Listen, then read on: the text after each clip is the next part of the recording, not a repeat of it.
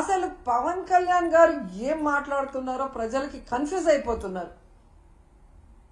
పిఠాపురానికి వెళ్ళాడు నిన్న. నేను క్షమాపణ చెప్పాను, మీరెందుకు చెప్పరు అని అడుగుతాడు. అప్పుడెప్పుడో అమ్మాయిల రేపులు జరిగినప్పుడు గమనించాను, బెత్తం దెబ్బలతో సరిచేద్దామంటాడు. ఇప్పుడు మనుషుల్ని చంపేసి క్షమాపణలతో సరిచేద్దామంటాడు. క్షమాపణలు కాదు, తప్పు చేసిన వాళ్ళకి శిక్ష పడాలి. ఆ తప్పు రిపీట్ కాకుండా చూసుకోవాల్సిన బాధ్యత నీకుంది. ఎందుకంటే ఈరోజు ప్రభుత్వంలో నువ్వు ఉన్నావు, డిప్యూటీ సీఎంగా నువ్వు ఉన్నావు, ఉండి కూడా క్షమాపణలు బెత్తం దెబ్బలు అంటావు. మొన్న ఈ మధ్య కడపకు వచ్చినప్పుడేమో ఎవడు తప్పు చేసినా నేను ఒప్పుకోను, తాట తీస్తా, తోలు తీస్తా, అంతు చూస్తా అని మాట్లాడావు. మరి తప్పు చేసిన వాళ్ళు ఈరోజు చైర్మన్, అడిషనల్ ఈవో, ఎస్పీ అని నువ్వే చెప్తున్నావు కదా. మరి ఎందుకు వాళ్ళ తోలు తీయట్లేదు, వాళ్ళ అంతు చూడట్లేదు, వాళ్ళ తాట తీయట్లేదు? మళ్ళీ పెద్ద పెద్ద డైలాగులు చెప్తున్నారు. నిన్న మీటింగ్ లో నేను పిఠాపురంలోనే అనుకుంటా, కులం పేరుతో ఎవరైనా తప్పించుకోవాలని చూస్తే నేను చూస్తూ ఊరుకోను అన్నాడు. మరి ఈరోజు బిఆర్ నాయుడు గారిని, వెంకయ్య చౌదరి గారిని, సుబ్బారాయుడు గారిని శిక్షించడానికి ఏ కులం చూసి నువ్వు భయపడి ఆగిపోతున్నావు అని అడుగుతున్నా.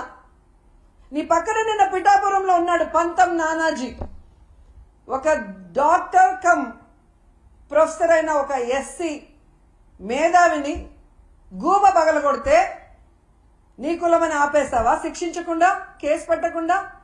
మళ్ళీ పెద్ద పెద్ద డైలాగు, కులం చూసి నేను భయపడను అని. ఆ రోజేమో జరగని తప్పుని జరిగినట్టుగా లడ్డూలో కల్తీ జరిగిందని కాషాయ వస్త్రాలు వేసుకుని తిరుపతిలో నానా హడావిడి చేశారు. ఈ రోజేమో తప్పించుకొని తిరుగుతూ క్షమాపణ చెప్తే చాలంటారు. మీ ద్వంద్వ వైఖరి చూస్తున్నారు.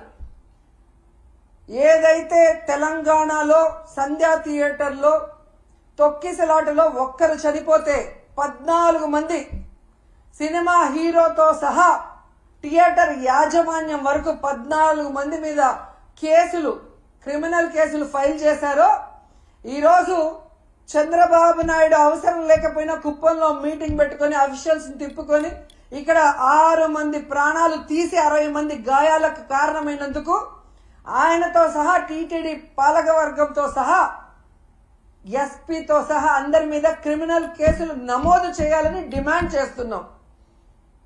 ఈ దేశంలో ఉన్న అన్ని న్యాయస్థానాల్ని కోరుతున్నాం. దీన్ని సుమోటోగా తీసుకొని తప్పు చేసిన వాళ్ళ మీద కేసులు పెట్టి విచారించి శిక్షించండి అని కూడా మేము కోరుకుంటున్నాం. ఎంత బాధాకరం అంటే, నా చిన్నప్పటి నుంచి చూస్తున్నాను, కొండ మీద ఇంత తక్కువ జనం ఎప్పుడూ లేరు. టోకన్లు తీసుకున్న వాళ్ళు కూడా చాలా మంది దర్శనానికి రాలేదు అంటే వీరి వల్ల తిరుమల ప్రతిష్ట ఎంత దిగజారిపోయింది, భగవంతుని దర్శనం చేసుకోవాలంటే ఎంత భయం పుట్టిందో ప్రజల్లో మీరు గమనించండి. మొన్న జరిగిన ఇన్సిడెంట్ తో తిరుమలనే కాదు, సింహాచలంలో కూడా భక్తుల రద్దీ లేకపోవడం మీరు గమనించాలి. ఎవరైతే ఉన్నారో మఠాధిపతులు బయటికి రండి. హిందుత్వాన్ని, మన దేవుళ్ళని, మన టెంపుళ్ళని ఈరోజు పరువు ప్రతిష్ట దిగజార్చే విధంగా పరిపాలిస్తున్న ఈ చంద్రబాబు నాయుడు, పవన్ కళ్యాణ్కి బుద్ధి చెప్పండి. ఏ హిందువుల